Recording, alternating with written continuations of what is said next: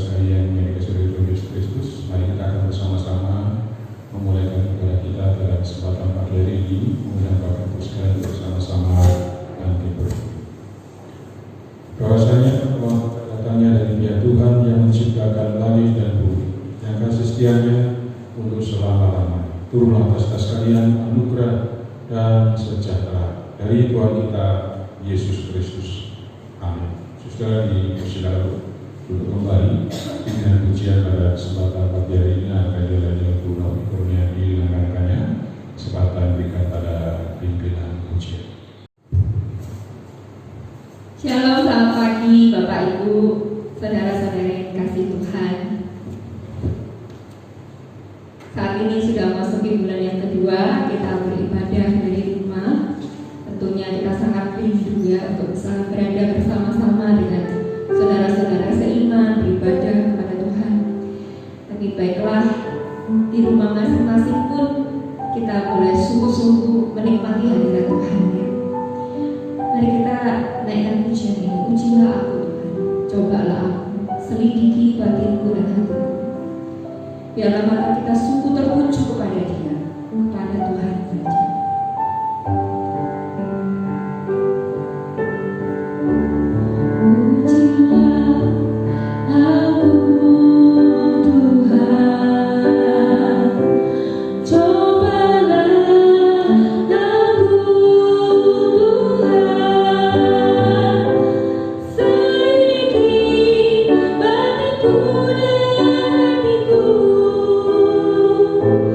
Bye.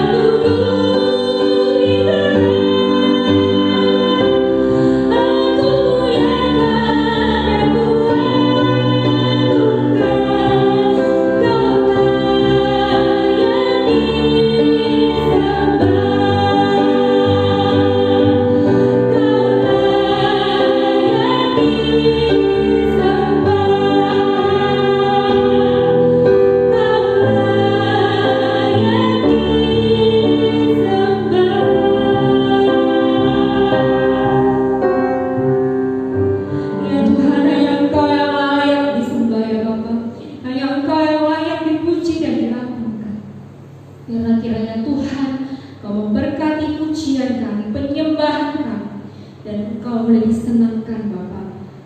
Hanya di dalam nama Tuhan Yesus kami serahkan ibadah kami. Haleluya, amin. Bapak Ibu, walaupun kita berada di rumah, aktivitas kita terbatas, tapi kita patut mengucap syukur sebab Tuhan sungguh baik. Kalau anaknya saja yang tunggal sudah Dia berikan kepada kita, terlebih lagi segala sesuatu Dia berikan bersama-sama dengan kita.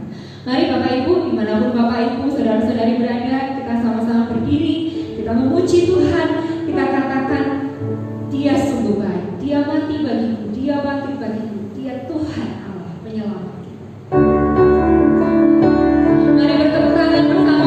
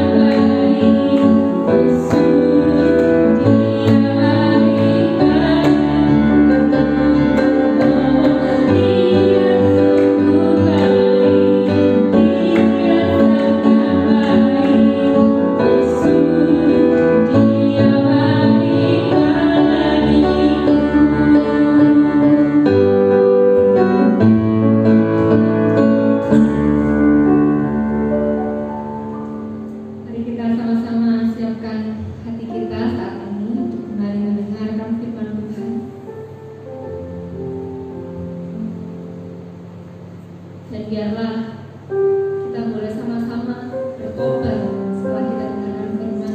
Sungguh-sungguh kita tinggalkan cara hidup yang lama dan kita betul-betul hidup bagi Tuhan saja, seperti yang Dia inginkan.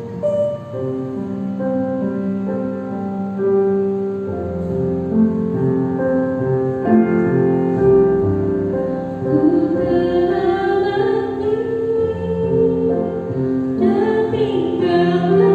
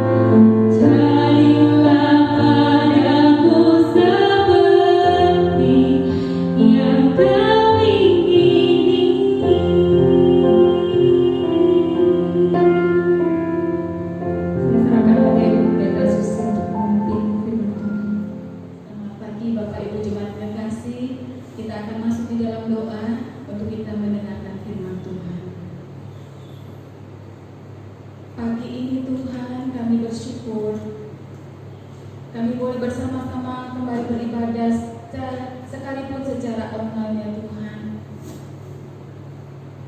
Kiranya Tuhan yang akan menyempurnakan ibadah kami, Tuhan yang akan menolong kami semua sehingga keluar dari hati kami yang terdalam. Kami ingin Tuhan beribadah kepada Tuhan, Tuhan yang melihat hati kami. Biarlah kiranya puji-pujian kami Tuhan yang tadi sudah kami naikkan semuanya boleh menyenangkan hati Tuhan.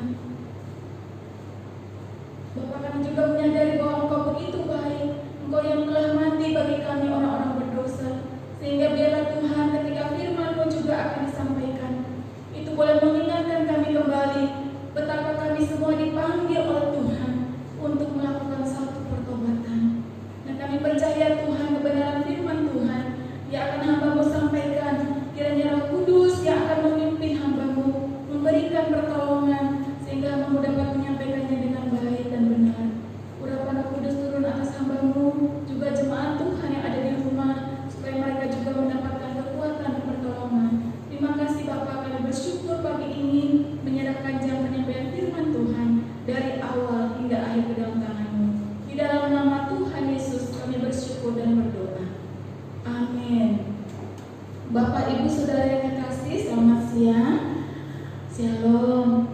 Semua Bapak Ibu yang di rumah dalam keadaan baik dan sehat, itulah kerinduan kita semua. Dan pagi ini kita kembali bersyukur karena kita boleh mendengarkan firman Tuhan walau diberitakan secara online. Kita bersama-sama pada pagi hari ini belajar bagian firman Tuhan di dalam Injil Lukas pasal yang kelima, ayat yang ke-27 hingga yang ke-32.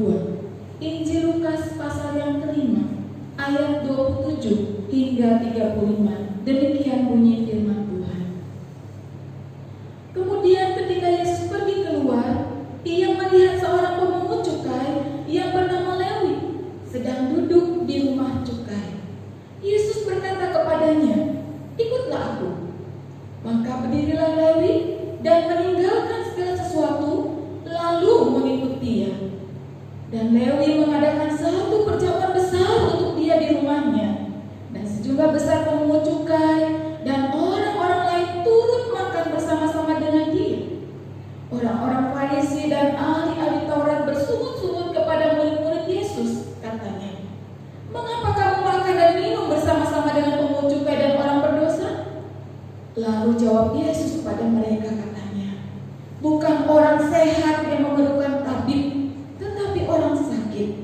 Aku datang bukan untuk memanggil orang benar, tetapi orang berdosa, supaya mereka bertobat." Bapak Ibu yang terkasih, pada pagi hari ini kita belajar dengan tema dipanggil untuk bertobat. Kita melihat satu kisah bagaimana ketika satu kali Tuhan Yesus bertemu dengan seorang pemungut cukai yang bernama Lewi. Dan pada waktu itu Lewi tengah ada di rumah cukai. Apa sih pekerjaan pemungut cukai itu? Bapak Ibu Saudara yang terkasih, pada zaman dahulu bagi orang Yahudi pemungut cukai itu adalah satu pekerjaan kotor dan disamakan dengan orang berdosa karena mereka bekerja untuk menguntungkan bangsa Romawi, bangsa yang menjajah mereka pada waktu itu. Dan biasanya para pemungut cukai juga melakukan pemerasan, penipuan, dan berbagai cara yang kotor untuk memperoleh keuntungannya, sehingga semuanya dilakukan untuk memperkaya diri sendiri. Ketika kita melihat dari sudut pandang orang-orang pada waktu itu, pemungut cukai kerjaannya adalah sesuatu hal yang kotor, pekerjaan yang merugikan orang lain. Tetapi bagaimana di sisi atau di pihak orang-orang Romawi? Pekerjaan pemungut cukai bagi mereka adalah satu kedudukan yang terhormat. Karena apa?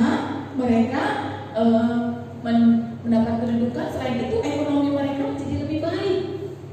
Ketika kita melihat di dalam keberadaan bahwa seorang pemungut cukai itu dipandang oleh masyarakat pada waktu itu disamakan dengan orang berdosa. Tetapi pada waktu itu firman Tuhan berkata, ketika Yesus keluar, Ia melihat seorang pemungut cukai dan kemudian Yesus berkata, "Ikutlah aku." Ketika Yesus keluar melihat pemungut cukai dan berkata, ikutlah aku. Jadi kita bisa melihat bagaimana pada waktu itu Yesus mengajak seorang pemungut cukai untuk mengikuti dia. Dan mungkin kita berpikir, kok tiba-tiba ya nggak ada suasana apa-apa gitu ya. Ketika Tuhan Yesus melihat, kok tiba-tiba mengajak, ikutlah aku. Dan kalau kita mungkin melihat di dalam keadaannya, suasananya pada waktu itu, ketika ada di rumah cukai, mungkin orang-orang tengah sibuk menghitung uang pada waktu itu. Tanpa basa-basi, Tuhan Yesus berkata pada Lewi, ikutlah aku. Dan itulah satu perkataan yang dikeluarkan oleh Tuhan Yesus pada waktu itu. Satu perkataan yang mengajak kepada Lewi, ikutlah aku. Itulah menunjukkan satu otoritas di dalam diri Yesus, bahwa siapakah Yesus ketika waktu itu kok dia memiliki satu wewenang untuk mengajak dia. Mungkin pada waktu itu Lewi bisa mengatakan, mengapa kamu mengajak aku? Siapakah engkau? Ya, untuk apa aku juga ikut kamu? Begitu ya Bapak Ibu. Mungkin ketika ada seseorang yang tiba-tiba berkata kepada Bapak Ibu Saudara, ayo ikut aku. Pasti kita bertanya, apa kedudukan kamu? Dan untuk apa aku ikut kamu? Namun itu tidak dilakukan oleh si Lewi ini. Ketika Lewi mendengar, ikutlah aku. Karena Lewi menyadari bahwa dalam diri Yesus ada otoritas yang besar. Yesus mengajak kepada Lewi pada waktu itu, ikutlah aku. Dan dalam kesempatan itu kita melihat satu perkataan otoritas yang keluar dari diri Yesus untuk bisa mengajak orang yang berdosa, yang pada waktu itu dipandang berdosa, tetapi Yesus benar-benar punya kuasa, punya suatu otoritas dalam dirinya untuk mengajak mereka datang kepadanya. Dan ketika Lewi mendengar perkataan Yesus yang mengajak dia untuk mengikutnya, maka dikatakan dalam ayat 28, Lewi berdiri, meninggalkan segala sesuatu, lalu mengikut dia. Hal yang begitu indah, Bapak Ibu yang kekasih. Itulah iman yang Tuhan tuntut. Ketika seorang Farisi mungkin banyak mendengarkan suara Tuhan, banyak mendengarkan firman Tuhan, tetapi orang-orang Farisi tidak pernah meninggalkan apa yang mereka lakukan, apa yang mereka perbuat. Tetapi justru pemungut cukai yang pada waktu itu dipandang sebagai orang berdosa, justru meresponi dengan tepat. Yaitu dikatakan Lewi berdiri, meninggalkan segala sesuatu dan kemudian mengikuti Yesus. Ini yang menjadi contoh bagi kita. Dan itulah sesuatu hal yang Tuhan inginkan juga, seperti yang dikatakan di dalam perjanjian lama, bahwa aku tidak menghendaki korban bakaranmu, tetapi yang aku inginkan adalah engkau mendengarkan suaraku. Aku ingin engkau lebih mendengarkan suaraku daripada engkau mendengarkan suara yang lain. Satu respon dikatakan, maka ketika Lewi mendengar ikutlah aku, di tengah-tengah satu kondisi yang dialami, di mana banyak orang mencibir pekerjaannya, menjauhi pekerjaannya, bahkan dikucilkan dan tidak mau bergaul dengan pemungut cukai. Namun pada kenyataannya Tuhan Yesus menghampirinya dan menyapa dia dengan satu undangan, ikutlah aku. Dan undangan itu pun segera direspon positif, tanpa pikir panjang, tanpa pertimbangan. Lewi dikatakan berdiri. Apa artinya berdiri? Tentunya di sini mengandung makna, Bapak Ibu. Berdiri artinya berarti dia tidak tinggal diam, melainkan sang Lewi siap pergi dan berjalan bersama dengan Yesus. Kata berdiri berarti dia posisinya waktu itu duduk tengah menghitung uang, tetapi kemudian dalam ayat yang ke-28, maka berdirilah. Jadi satu respon ketika dia duduk kemudian berdiri, suatu tanggapan dia siap pergi dan berjalan dengan Yesus. Dan bukan hanya berdiri, tetapi dikatakan kemudian juga dia meninggalkan segala sesuatu. Apa artinya meninggalkan segala sesuatu? Artinya adalah melupakan segala kesibukan, pekerjaan, dan kebiasaan-kebiasaan yang buruk yang menjadi penghalang Meninggalkan segala sesuatu berarti melupakan segala kesibukan, pekerjaan dan kebiasaan buruk untuk kemudian mengikut Yesus. Apakah kita juga siap meninggalkan segala sesuatu ketika Tuhan katakan, mari ikut aku? Sang Lewi kemudian meninggalkan segala sesuatu dan mengikut Dia. Apa arti kata mengikut Dia? Berarti dia mau berjalan bersama dengan Yesus, mengikuti perintahnya, dan melakukan kehendaknya. Itu adalah satu respon yang indah. Bapak Ibu mungkin ingat dengan satu pujian yang mengatakan, mengikut Yesus keputusanku, mengikut Yesus keputusanku, mengikut Yesus keputusanku.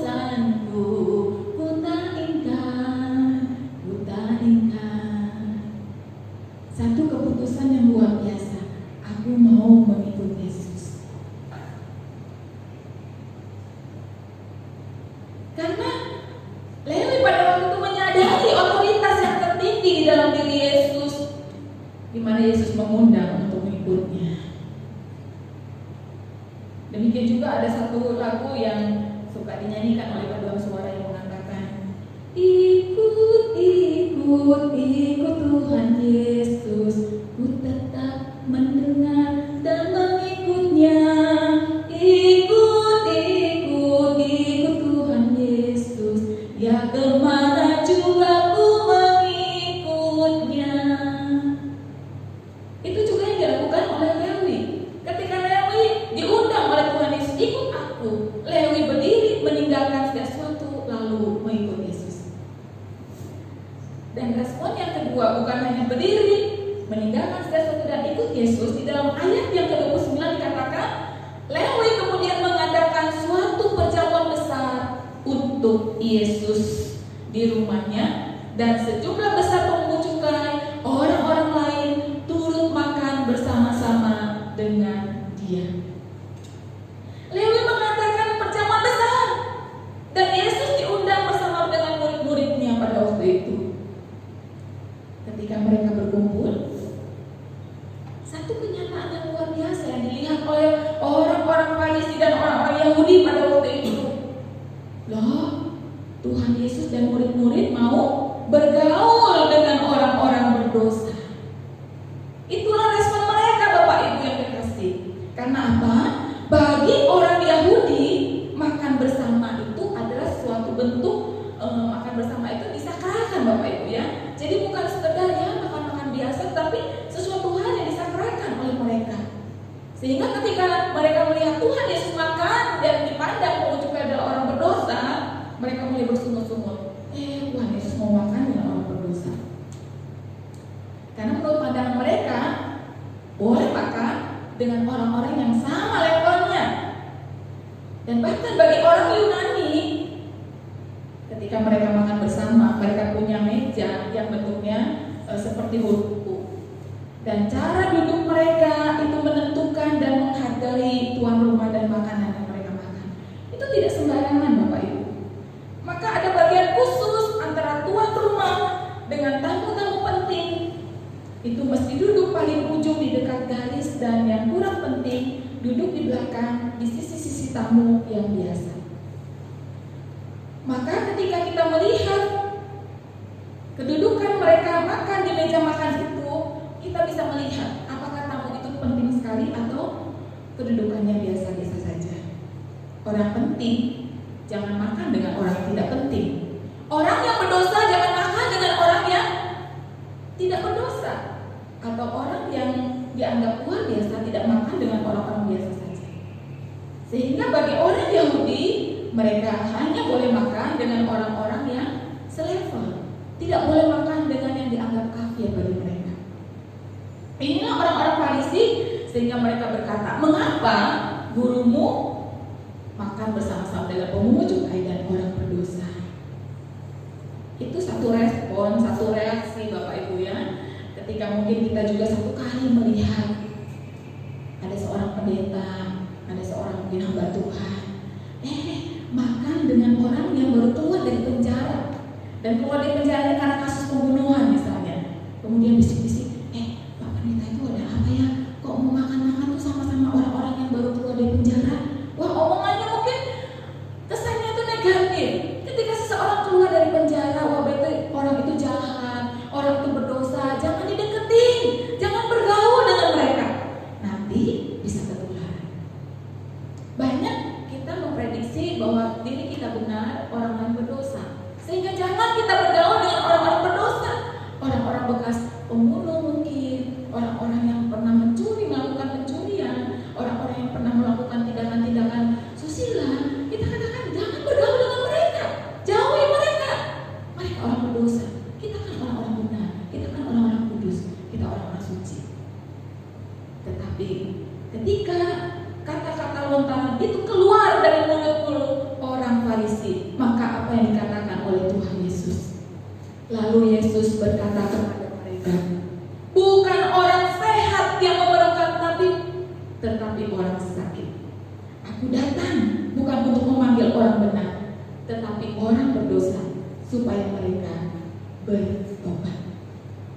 Itu adalah satu hal yang benar-benar mengingatkan kepada orang Farisi bahwa bukan orang sehat yang memerlukan tabib, tetapi orang sakit.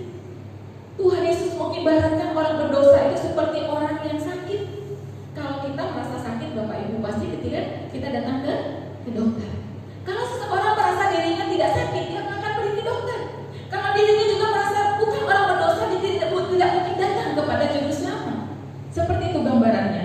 Sehingga dikatakan bukan orang sehat yang memerlukan tabib, tetapi orang sakit. Orang yang berdosa digambarkan seperti orang yang sakit, yang memerlukan pertolongan. Bapak Ibu Saudara yang dikasihi, ketika kita melihat gambaran firman Tuhan, bukan orang sehat yang memerlukan tabib, tetapi orang sakit.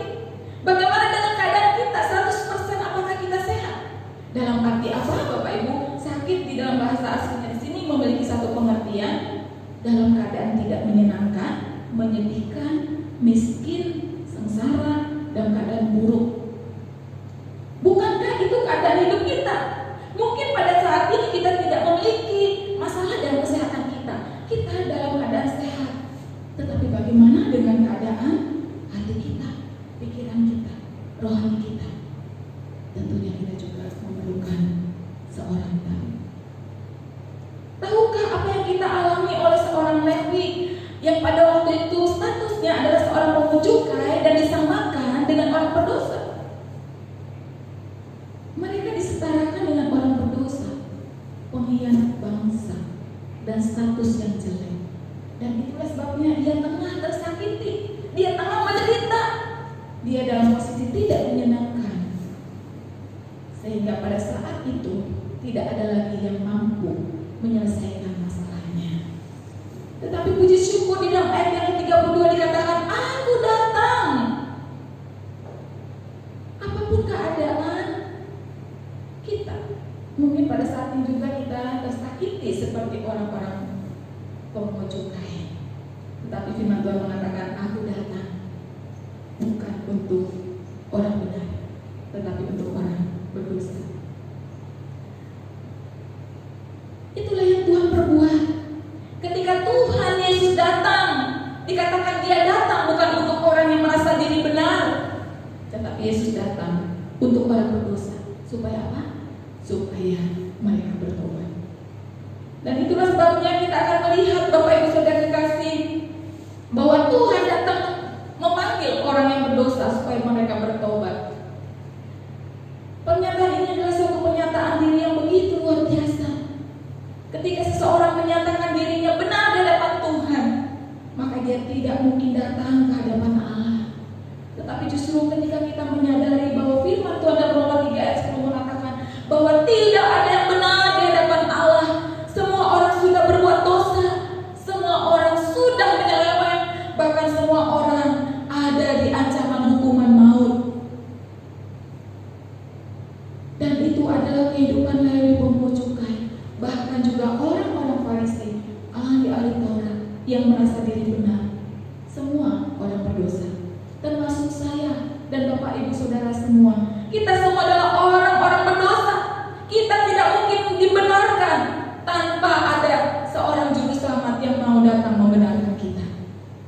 syukur firman Tuhan katakan, aku datang mencari orang berdosa. Kristus datang ke dalam dunia untuk mencari saudara dan saya, untuk menyadarkan kita supaya kita bertobat. Tetapi ketika kita merasa diri benar, kita tidak perlu tabib, kita tidak perlu juru selamat. Tetapi puji syukur ketika kita sadar bahwa diri kita adalah orang berdosa, kita datang dan kita membutuhkan tabib itu. Kita datang dan kita perlu juru selamat. Tema firman Tuhan katakan dipanggil supaya kita bertobat. Apa yang dilakukan oleh Lewi ketika dia bertobat, Bapak Ibu?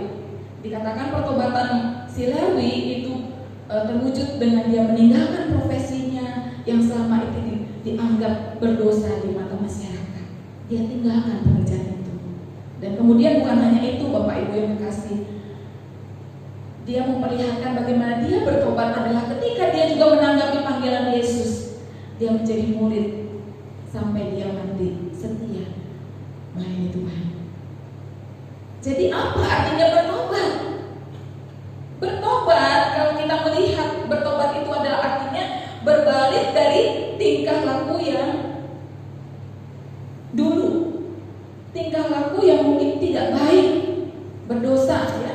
Atau dengan kata lain, di dalam satu buku yang saya baca, itu baik sekali dikatakan bahwa bertobat itu adalah artinya berubah pikiran, berubah keyakinan, berubah arah hidup karena adanya kesadaran bahwa apa yang dilakukannya adalah salah, lalu mengambil tekad atau keputusan untuk beralih secara radikal dalam perjalanan hidupnya. Itulah artinya bertobat. Bertobat artinya berubah pikiran, berubah keyakinan, atau berubah arah kehidupan karena adanya kesadaran apa yang sedang dilakukannya itu salah, lalu mengambil tekad atau keputusan untuk beralih arah secara radikal dalam perjalanan hidupnya. Bapak Ibu ingat dengan kisah anak yang hilang, perumpamaan anak yang hilang, anak bungsu dan si sulung. Dan kita mungkin menganggap bahwa yang hilang adalah si bungsu. Ketika si bungsu lama meninggalkan ayahnya, ketika dia meminta bagian harta warisnya dan kemudian dia bersenang-senang dan kemudian hartanya habis, dia menderita di sana sampai dia suatu saat dia makan ampas babi. Namun di dalam keadaannya yang begitu menderita, si bungsu menjadi sadar dan berkata, "Bapak, aku telah berdosa terhadap surga dan terhadap Bapak. Aku tidak layak lagi disebutkan anak Bapak. Jadikanlah aku sebagai seorang upahan Bapak." Ayat ini memang tidak ada kata bertobat dari firman Tuhan yang dibaca di dalam Lukas 15 ayat 18 sampai 19. Namun kalau kita membaca di sini kita akan melihat adanya perubahan sikap dan kesadaran yang begitu radikal, di mana menunjukkan hatinya yang bertobat, di mana dia menyadari akan kesalahannya kepada bapaknya. Dan dia mau dijadikan seorang upahan sekalipun, asal bapak mau menerimanya.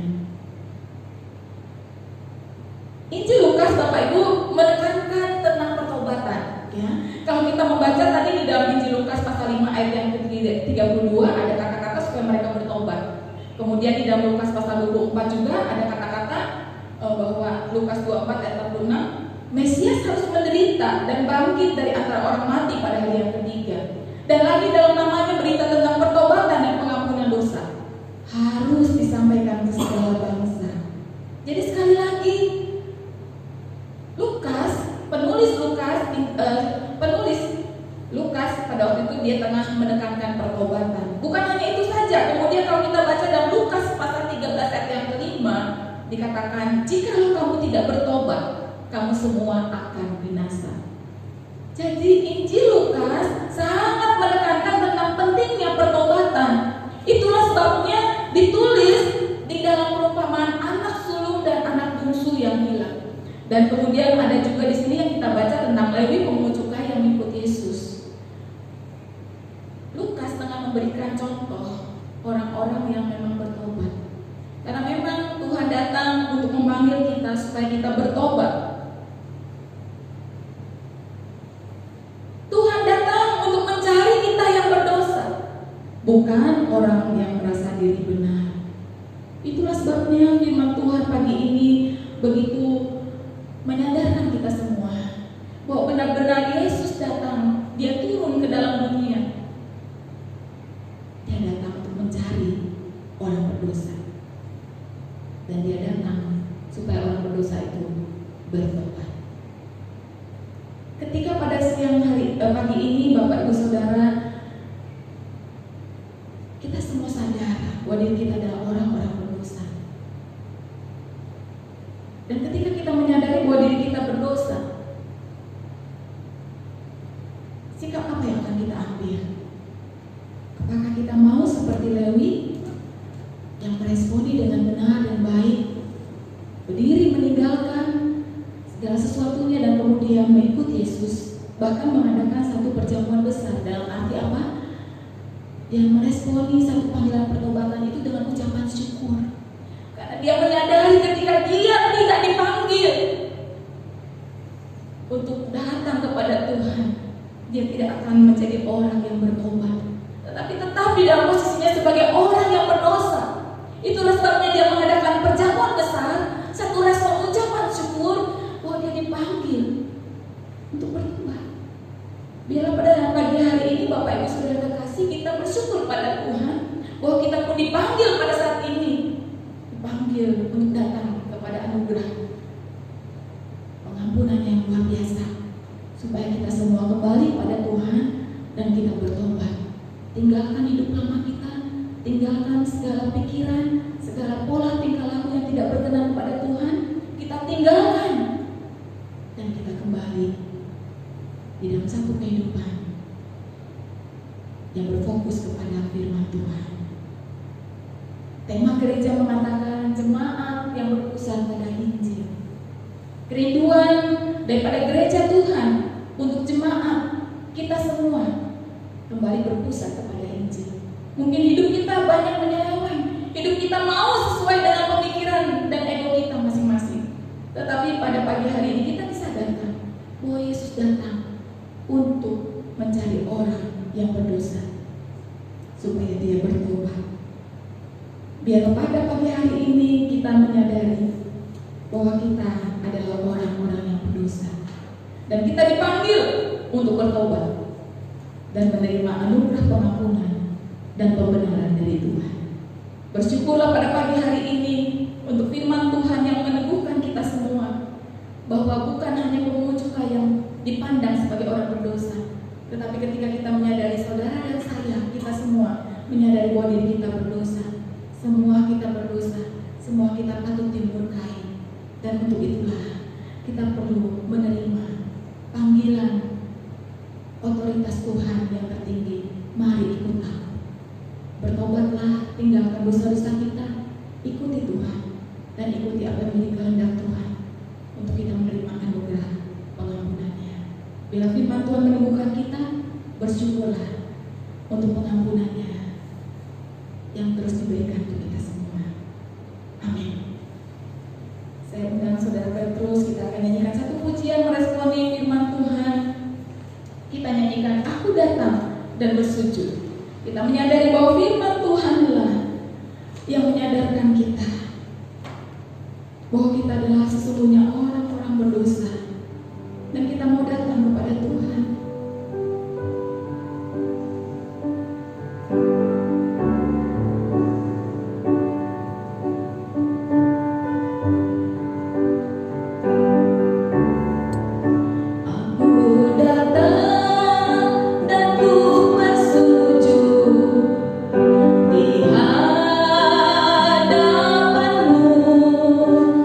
Rasa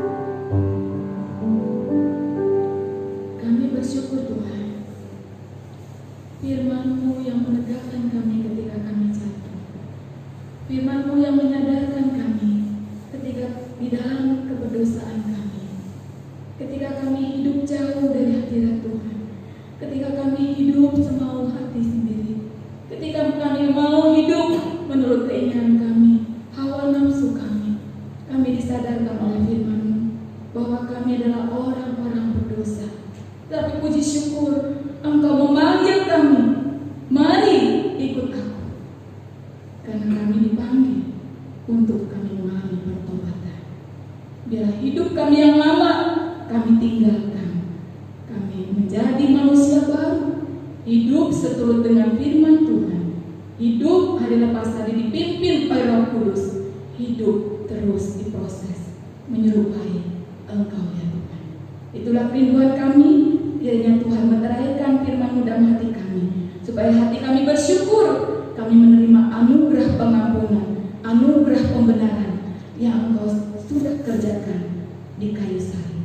Terima kasih Bapa yang baik, kami bersyukur kepada-Mu. Kami bersyukur.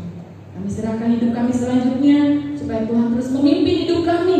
Kami boleh menyatakan pertobatan kami dengan respon yang baik, dengan satu kehidupan yang berbuah untuk kemuliaan nama Tuhan. Memberkati jemaat Tuhan di tengah-tengah kondisi saat ini, supaya kami terus hidup dekat dengan Tuhan, hidup berpengharapan, hidup semakin dekat dan dekat, untuk terus bergaul dengan Tuhan, bersekutu dengan Tuhan, dan itulah yang indah dan menjadi kekuatan bagi kami. Terpujilah nama Tuhan, memberkati jemaat Tuhan, memberkati kami semua. Di dalam nama Tuhan Yesus kami berdoa. Amin. Waktu selanjutnya saya serahkan pada Bapak Pendeta Timotius. Demikian Bapak Ibu Saudara sekalian, pemberitaan firman Tuhan pada kesempatan Minggu pagi ini disampaikan oleh Ibu Pendeta Susi Raswati, kiranya boleh menjadi berkat bagi kita semua yang mendengarkan kebenaran firman Tuhan ini. Saudara sekalian, sebelum kita mengakhiri pada kita pada pagi hari ini, saya akan membacakan warta pekan kita pada minggu ini. Saudara, untuk cara gereja kita yang pertama adalah pendalaman Alkitab pada Selasa mendatang pada tanggal 5 Mei.